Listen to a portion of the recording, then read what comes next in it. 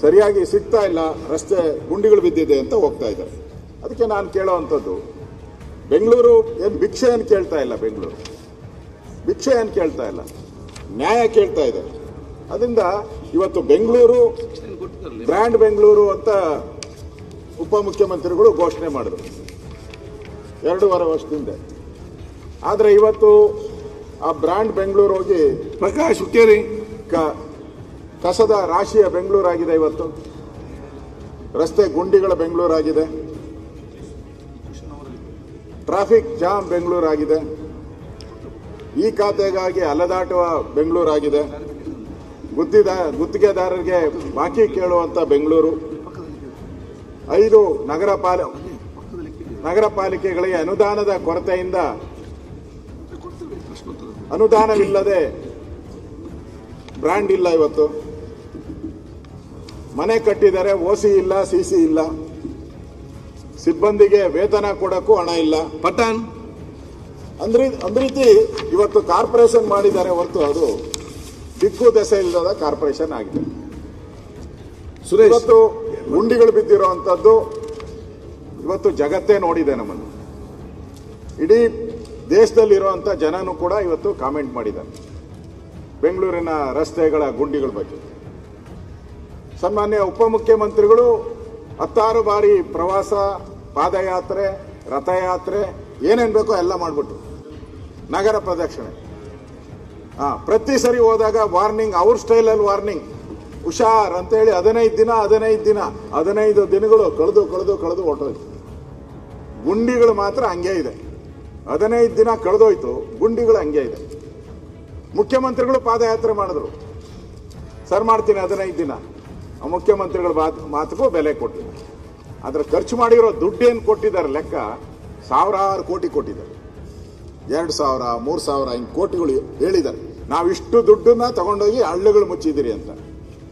ಎಲ್ಲನ ತೋರಿಸಿ ಬೆಂಗಳೂರಲ್ಲಿ ಗುಂಡಿ ಇಲ್ಲದ ರಸ್ತೆಗಳು ಯಾವುದಾದ್ರೂ ಇದೆಯಾ ಬೆಂಗಳೂರಲ್ಲಿ ಹೇಳಿ? ಒಂದೂ ಇಲ್ಲ. ದುಡ್ಡು ಮಾತ್ರ ಖರ್ಚಾಗಿದೆ. ಯಾರ ಜಾಬ್ಗೆ ಹೋಯ್ತು?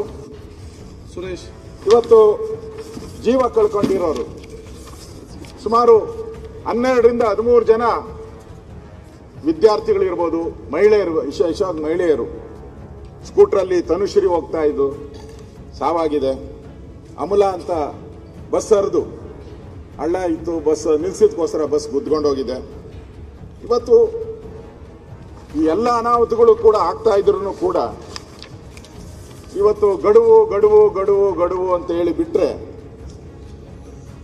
ಬೇರೆ ಏನೂ ಇಲ್ಲ. ನಾವು ದಿನನಿತ್ಯ ಪತ್ರಿಕೆಯಲ್ಲಿ, ಎಲೆಕ್ಟ್ರಾನಿಕ್ ಅಲ್ಲಿ ಮೀಡಿಯಾದಲ್ಲಿ ನೋಡ್ತಾ ಇದ್ದಿದ್ದು ಗಡುವು ಅದು. ಯಾವ ಗಡುವು ಉದ್ಧಾರ ಆಗಿದ್ದ ಗಡುವು ಯಾವುದೂ ಇಲ್ಲ. ಅದರಿಂದ ಇವತ್ತು ಇದರ ಬಗ್ಗೆ ನಾನು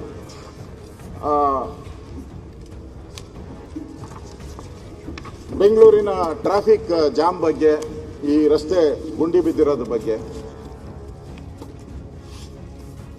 ನಾವು ಹೇಳಿದ್ರೆ ಅದು ಸರ್ಕಾರಕ್ಕೆ ಏನಪ್ಪ ನೀವಿದ್ದಾಗ ಏನು ಮಾಡ್ತೀರಾ ನೀವು, ಇದೆಲ್ಲ ಪ್ರಶ್ನೆಗಳು ಹೇಳ್ತಾರೆ. ನಮ್ಮ ಪಕ್ಕದ ರಾಜ್ಯ ತೆಲಂಗಾಣ, ರೇವಂತ್ ರೆಡ್ಡಿ ಮುಖ್ಯಮಂತ್ರಿಗಳು, ಅವರು ಬೆಂಗಳೂರು ಕಡೆ ತಿರುಗಿ ನೋಡಬೇಡಿ, ರಸ್ತೆಗಳು ಸರಿ ಇಲ್ಲ, ಟ್ರಾಫಿಕ್ ಜಾಮ್, ಹಳ್ಳ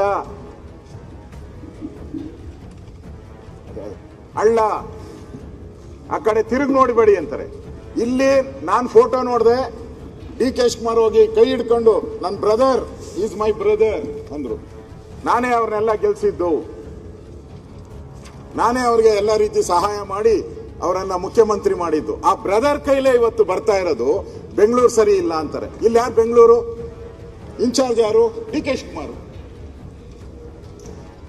ನೀವು ಇನ್ಚಾರ್ಜ್ ಇದ್ಕೊಂಡು ನಿಮ್ ಬ್ರದರ್ ಅಲ್ಲಿ ಬೆಂಗಳೂರು ಕಡೆ ಹೋಗ್ಬೇಡಿ, ಡೋಂಟ್ ಕಂಪೇರ್ ವಿತ್ ಬೆಂಗಳೂರು ಅಂತಾರೆ ಅಧ್ಯಕ್ಷರೇ. ಇದಕ್ಕಿಂತ ಅವಮಾನ ಬೇಕಾ? ಹೈದರಾಬಾದ್ ಅನ್ನ ನೀವು ಯಾರು ಕಂಪೇರ್ ಮಾಡಬೇಕು ಅಂತ ಹೇಳಿದ್ದಾರೆ ಅವರು? ಸಿಂಗಾಪುರ್ ಕಂಪೇರ್ ಮಾಡ್ಬೇಕಂತೆ ಹೈದರಾಬಾದ್ ಅನ್ನ. ಬೆಂಗಳೂರು ಬಗ್ಗೆ ನಮ್ಮನ್ನ ಕಂಪೇರ್ ಮಾಡಬೇಡಿ, ಇದು ಹೋಪ್ ಪ್ಲೇಸ್, ಕೆಲ್ಸಕ್ಕೆ ಬಾರದ ನಗರ ಇದು. ನಮ್ಮನ್ನ ಕಂಪೇರ್ ಮಾಡೋದಿದ್ರೆ ಟೋಕಿಯೋ, ಅವ್ರು ಹೇಳಿರೋದು ಟೋಕಿಯೋಗೆ ಮಾಡಿ, ಸಿಂಗಾಪುರ್ಗೆ ಮಾಡ್ತೀರಿ ಅಂತ. ಇಕ್ಬಾಲ್ ಇಷ್ಟೆಲ್ಲ ಕೊಚ್ಕೊಳ್ಳೋ ಅಂತ ಡಿ ಕೆ ಶಿವಕುಮಾರ್ ಅವರು ಒಂದು ರಿಯಾಕ್ಷನ್ ಮಾಡಿದ್ದಾರೆ. ಅದಕ್ಕೆ ಒಂದು ರಿಯಾಕ್ಷನ್ ಇಲ್ಲ. ನಮ್ಮ ಬೆಂಗಳೂರು ಚೆಂದಾಗಿದೆ, ನಮ್ಮ ಬೆಂಗಳೂರು ಅವ್ರಿಗಿಂತ ಒಳ್ಳೇದಿದೆ, ಒಂದು ರಿಯಾಕ್ಷನ್ ಇಲ್ಲ. ಅಂದ್ರೆ ಅವರು ಹೇಳಿದ್ ನಾವು ಒಪ್ಕೊಂಡಿದ್ದೀರಾ ಇವತ್ತು? ಅಂದ್ರೆ ಪಕ್ಕದ ರಾಜ್ಯದ ಮುಖ್ಯಮಂತ್ರಿನೂ ಟೀಕೆ ಮಾಡೋ ಸ್ಥಿತಿಗೆ ನಮ್ಮ ಬೆಂಗಳೂರನ್ನ ನೀವು ತಂದ್ಬಿಟ್ರಿ. ಇದೊಂದು ವಿಪರ್ಯಾಸ. ಹೇಳ್ಬೇಕಾಯ್ತು ಧೈರ್ಯವಾಗಿ, ನೀನ್ ನೆನ್ನೆ ಮೊನ್ನೆ ಇದಾಗಿದೆಯಪ್ಪ, ನಾನೇ ಬಂದ್ ಮಾಡಿದ್ದು, ಬೆಂಗಳೂರನ್ನ ನೀನು ಹತ್ತಿರಕ್ಕೂ ಬರೋಕ್ಕಾಗಲ್ಲ, ಟಚ್ ಮಾಡೋಕ್ಕಾಗಲ್ಲ ಅಂತ ಒಂದು ಧಮಕಿ ಕೊಡ್ಬೇಕಾಯ್ತು. ಕೊಟ್ಟಿದ್ದಾರಾ? ಇಲ್ಲ. ಅಕ್ಸೆಪ್ಟೆಡ್. ಏನು ಹೇಳಿದ್ರು ಅಕ್ಸೆಪ್ಟೆಡ್. ಇವತ್ತು ಈ ಗಾರ್ಬೇಜು ಮನೇನೂ ಕೂಡ ಗಾರ್ಬೇಜ್ ಬಗ್ಗೆ ಮಾತಾಡಿದ್ರಿ. ಸರ್ಕಾರ ಬಂದಾಗ ಎಲ್ಲ ಬಡ್ಜೆಟಲ್ಲೂ ಅವ್ರು ಹೇಳ್ತಾರೆ ಬೆಂಗಳೂರು ಗಾರ್ಬೇಜ್ ಜಾಸ್ತಿ ಆಗಿದೆ, ನಾನು 4 ದಿಕ್ಕುಗಳಲ್ಲಿ 400 ಎಕರೆ ಡಂಪಿಂಗ್ ಯಾರ್ಡ್ ಮಾಡ್ತೀನಿ ಅಂತ. 3 ವರ್ಷ ಆಗೋಯ್ತು. 3 ವರ್ಷ ಬರ್ತಾ ಇದೆ. ಅವ್ರು 2.5 ವರ್ಷ ಅಂತ ಅವ್ರು ಕಾಯ್ತಾ ಇದ್ದಾರೆ. ಈ 3ನೇ ವರ್ಷಕ್ಕೆ ಬಂದ್ಬಿಟ್ಟಿದ್ದೀರಿ ನಾವು. ಇನ್ನೊಂದು ತಿಂಗಳಾದ್ರೆ 3ನೇ ವರ್ಷಕ್ಕೆ ಬಂದ್ಬಿಟ್ಟಿದ್ದೀರಿ. ಡಂಪಿಂಗ್ ಯಾರ್ಡ್ ಇಲ್ಲ. ಮುಖ್ಯಮಂತ್ರಿಗಳು ಇವ್ರನ್ನೇ ಡಂಪ್ ಮಾಡೋ ತರ ಇದ್ದಾರೆ ನೋಡಿದ್ರೆ. ಇವ್ರನ್ನೇ ಡಂಪ್ ಮಾಡ್ಬಿಡ್ತಾರಲ್ಲಿ. ಡಂಪಿಂಗ್ ಯಾರ್ಡ್ ಅಂತೂ ನಮಗೆ ಬರಲಿಲ್ಲ. ಅಂದ್ರೆ ಸರ್ಕಾರದಲ್ಲಿ ದುಡ್ಡಿಲ್ಲ, ಏನಿಲ್ಲ. ಈಗ ಡಂಪಿಂಗ್ ಯಾರ್ಡ್ ಕೊಟ್ಟಿದ್ದ ಜಾಗವನ್ನ ಕೋಗಿಲಲ್ಲಿ ಮೊನ್ನೆ ಹೋಗಿ ನಮ್ಮ ಇವರು ಚಾಮರಾಜಪೇಟೆ ಸೈಟ್ಗಳು ಮಾಡಿ ಹಂಚ್ಬಿಟ್ರು. ಕೊಟ್ಟಿದ್ದು ಡಂಪಿಂಗ್ ಯಾರ್ಡ್ಗೆ, ಹಂಚಿದ್ದು ಸೈಟ್ಗಳು ಹಂಚ್ಬೇಕಾದ್ರೆ ನಮ್ಮಲ್ಲಿ ರೂಲ್ಸು ರೆಗ್ಯುಲೇಷನ್ ಎಲ್ಲ ಇದೆ ಅಧ್ಯಕ್ಷರೇ.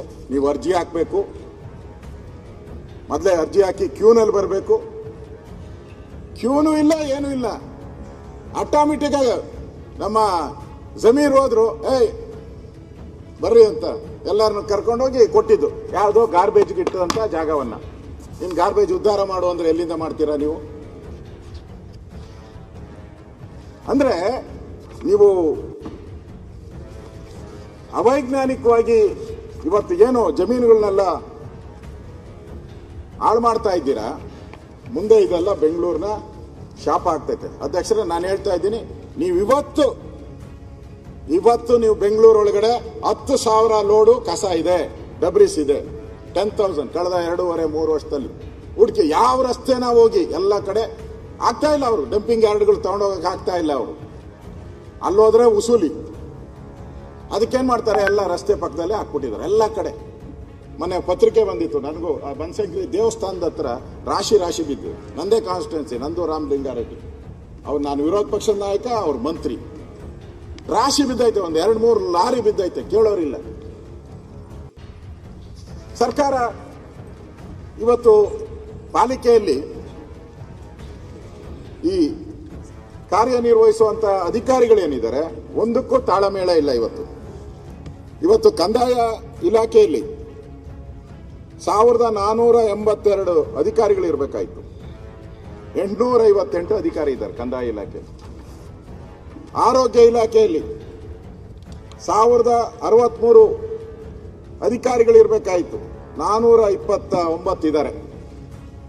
ಇಂಜಿನಿಯರಿಂಗ್ ಇಲಾಖೆ ಪ್ರಮುಖವಾದಂಥ ಇಲಾಖೆ 1047 ಇರಬೇಕಾಯಿತು, 543 ಇದ್ದಾರೆ. ಹಣಕಾಸು ಇಲಾಖೆ 30 ಜನ ಇರಬೇಕು, 18 ಜನ ಇದ್ದಾರೆ. ಇನ್ನು ಪ್ರಥಮ ದರ್ಜೆ ದ್ವಿತೀಯ ದರ್ಜೆ 2704 ಇರಬೇಕು, ಕೇವಲ 970. ಅಂದ್ರೆ ಅಧಿಕಾರಿಗಳು ಭಾಗ ಮಾಡಿಬಿಟ್ರು, 5 ಭಾಗ. ಯಾರನ್ನೂ ಪೋಸ್ಟಿಂಗೇ ಮಾಡಿಲ್ಲ ಅಂತ ಕಾಟಾಚಾರಕ್ಕೆ 5 ಪಾಲಿಕೆ ಏನಕ್ಕೆ ಮಾಡಬೇಕಾಯಿತು? ಪಾಲಿಕೆ ಒಂದಿದ್ದನ್ನ 5 ಮಾಡಬೇಕಾದ್ರೆ ನ್ಯಾಚುರಲ್ ಆಗಿ ಜಾಸ್ತಿ ಆಗೇ ಆಗುತ್ತೆ.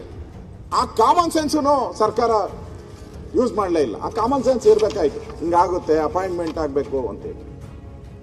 ಮತ್ತೆ ಇವ್ರ ಪಾಲಿಕೆಯಲ್ಲೂ ಕೂಡ ಆದಾಯ ಎಷ್ಟಿದೆ?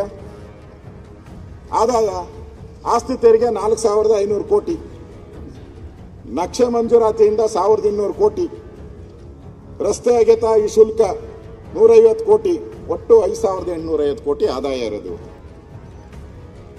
ಅಷ್ಟೇ. ಬಾಂಬೆಗೆ ನಾವು ಕಂಪೇರ್ ಮಾಡೋಕ್ಕಾಗಲ್ಲ ಅದರ ಕಾಲ್ಭಾಗನು. 5,850 ಕೋಟಿ. ವೇತನಗಳು ಕೊಡಬೇಕಾಗಿರೋದು 3,492 ಕೋಟಿ. ಬರೀ ವೇತನ ಇಷ್ಟಕ್ಕೆ. ಇನ್ನು ತ್ಯಾಜ್ಯ ವಿಲೇವಾರಿ ಇವೆಲ್ಲನೂ ಕೊಟ್ಟರೆ 6,300 ಕೋಟಿ ಆಗ್ತದೆ. 6,300 ಕೋಟಿ.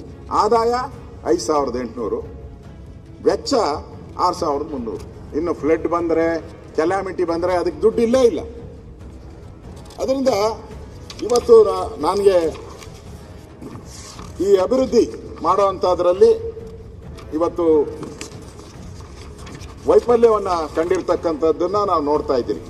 ಅದರಿಂದ ನಾನು ಶಿವಕುಮಾರ್ ಅವರಿಗೆ ಇನ್ನು ಬೇಸಿಗೆ ಕಾಲ ಬರ್ತಾ ಇದೆ. ಹೋದ ಸರಿ ಟ್ಯಾಂಕರ್ ಮಾಫಿಯಾ ಇತ್ತು, ಅವರೇ ಭೇಟಿ ಮಾಡಿದರು. ಟ್ಯಾಂಕರ್ ಮಾಫಿಯಾ ಇಡೀ ಬೆಂಗಳೂರಲ್ಲಿ ಸುತ್ತುವರೆದು ಆಹಾಕಾರಗೆ ನೀರಿಗೆ. ಈಗಲೂ ಪ್ರಾಬ್ಲಮ್, ಹವಾಮಾನ ವರದಿ ಪ್ರಕಾರ ಈ ಸರಿ ಬೇಸಿಗೆ ಜಾಸ್ತಿ ಆಗುತ್ತೆ ಅಂತ, ಹೀಟ್ ಜಾಸ್ತಿ ಆಗುತ್ತೆ ಅಂತ ಹೇಳಿದ್ದಾರೆ. ಅದಕ್ಕೆ ಪ್ರಿಪ್ರೇಷನ್ ಏನೂ ಇಲ್ಲ. ಇದುವರೆಗೂ ಯಾವುದೇ ಮೀಟಿಂಗ್ ಮಾಡಿಲ್ಲ, ಏನೂ ಇಲ್ಲ. ಇವತ್ತು ಆ ಪರಿಸ್ಥಿತಿ ಇವತ್ತು ನಾವು ನೋಡ್ತಾ ಇದ್ದೀವಿ. ಇವತ್ತು ಅಧ್ಯಕ್ಷರೇ, ಇನ್ನು ಪ್ರಮುಖವಾಗಿ ನೇಮರಾಜ್